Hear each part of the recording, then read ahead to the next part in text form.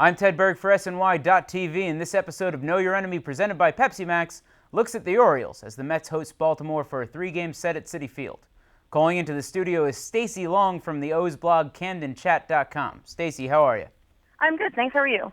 I'm good, but not as good as the Orioles bullpen. We talked about this the last time. They have held it up over the season. This unit has just been excellent for the O's all season long. Yeah, it's been really great. The last time I talked to you, I gave the reason being that the pitchers were going deep into the games, and so they were able to be used correctly.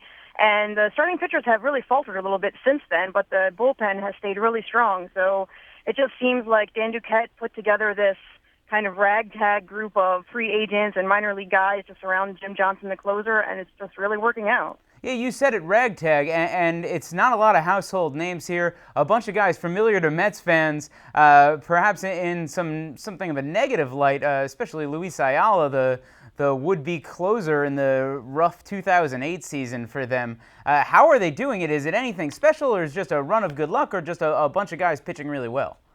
I think the thing about bullpens, the reason that relievers are relievers is because generally they're not good enough to be starters. So it's volatile from year to year.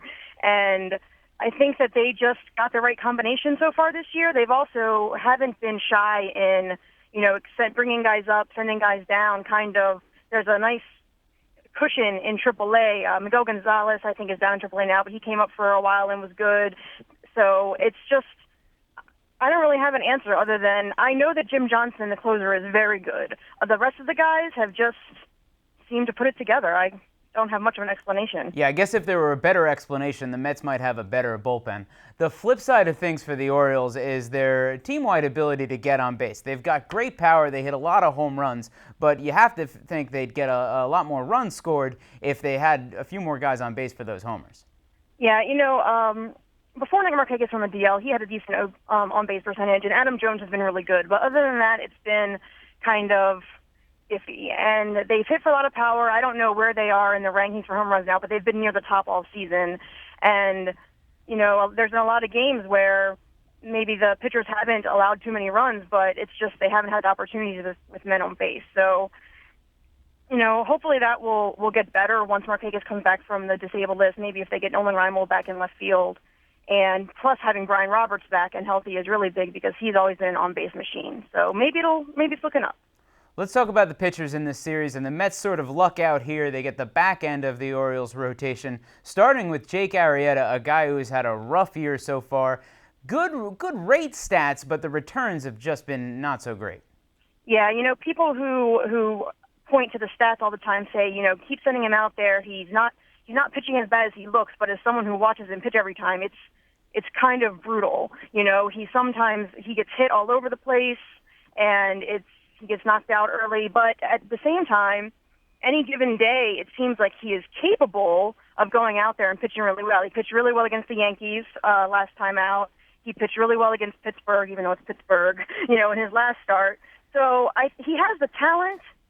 I'm just not sure. He's having trouble with his command, and he's just getting knocked all over the ballpark. But you never know with him. And speaking of Tommy Hunter, tomorrow's starter, has been hit very hard this season, especially just allowing a ton of home runs.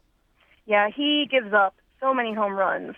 He always has been kind of high, but this year it's out of control. And he's already been sent back to AAA twice this year and been called back up when he needed him for an injury or to fill in or something like that. So the best thing that the Orioles and their fans hope for Tommy Hunter when he goes out is that he can eat enough innings and keep the team in the game.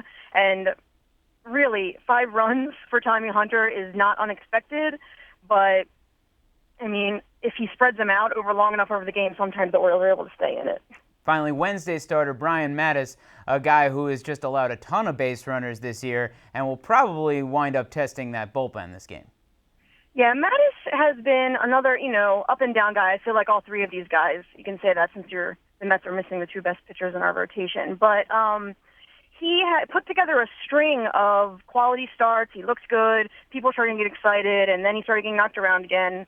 Then he bunted a ball into his face during batting practice, getting ready for the National League, and had to be pushed back a little bit. But, he's another one who he walks a few too many guys. It seems like he nibbles a little bit too much, but when he's on his game, he he's good. So Arrieta and Matusz both, even though the results haven't been there, I feel like, unlike Hunter, I feel confident that something good could happen when they're on the mound. Stacey, thanks so much. Thank you. Remember, for all the latest Mets coverage, be sure to check in at metsblog.com, tedquarters.net, and sny.tv.